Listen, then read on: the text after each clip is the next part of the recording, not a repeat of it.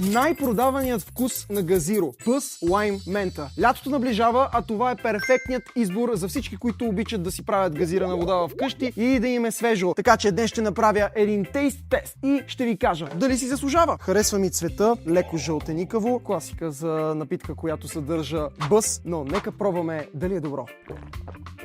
Страхотно. Много ми харесва. Не случайно хората избират най-често Buzz Lime Menta, просто защото има изключително натурален вкус. Опаковката на сиропа. Погледнете, това може да си го използвате като декорация вкъщи. Перфектно. Но нека пробвам още един път, за да се насладя на летния вкус на Buzz Lime Menta от Газиро.